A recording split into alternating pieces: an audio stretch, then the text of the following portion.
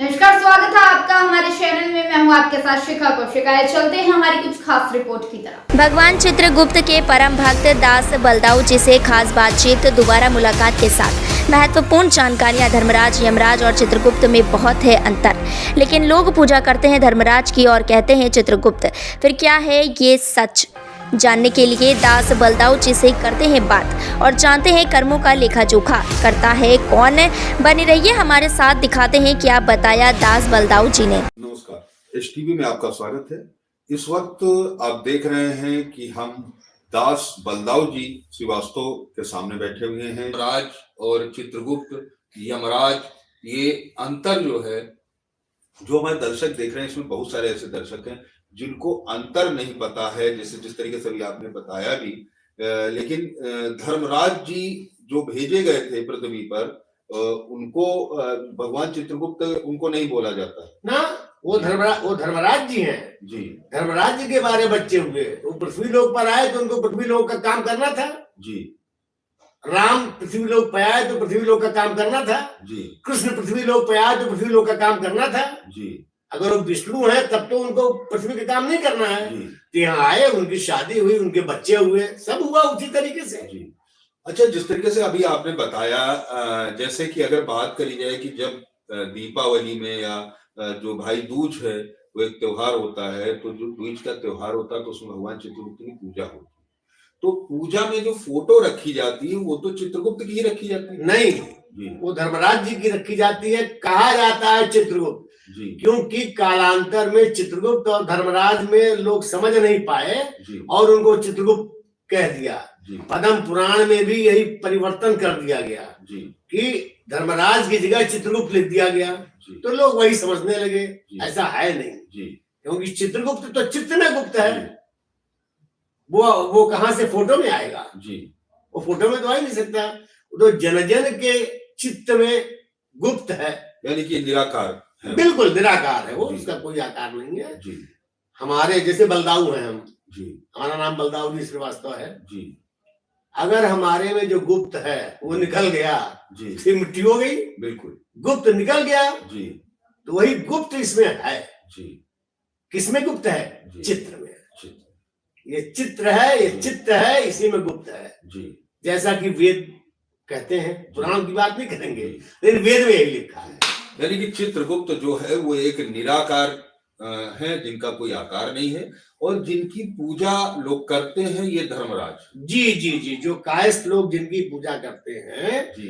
वो धर्मराज जी हैं। जी, वो धर्मराज जी। इसीलिए उनको धर्मराज महाराज कहा जाता है। जी। तो धर्मराज हट गया तो चित्रगुप्त महाराज कहा जाने लगा। जी। नहीं, चित्रगुप्त तो भगवान है, जी। आदिदेव हैं, ब्रह्मा विष्णु महेश के भी देव हैं भाई। तभी तो ब्रह्मा जी के तपस्या करने पर प्रकट हुए। ब्रह्मा विष्णु महेश के भी चित्त में वही हैं।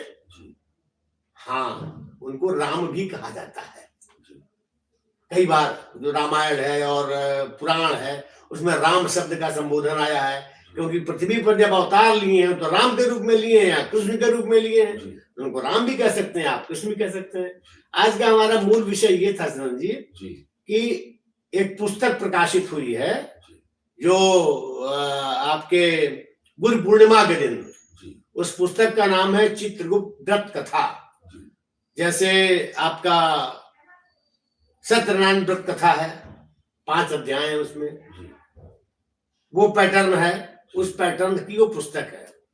उस पुस्तक का गुरु पूर्णिमा पर अयोध्या जी के चित्रगुप्त मंदिर में, उसको चित्रगुप्त मंदिर नाम नहीं है उसका नाम है श्री धर्म हरि चित्रगुप्त मंदिर, ये उसका पूरा नाम है। नाम इसका नहीं, अयोध्या जी का। अयोध्या।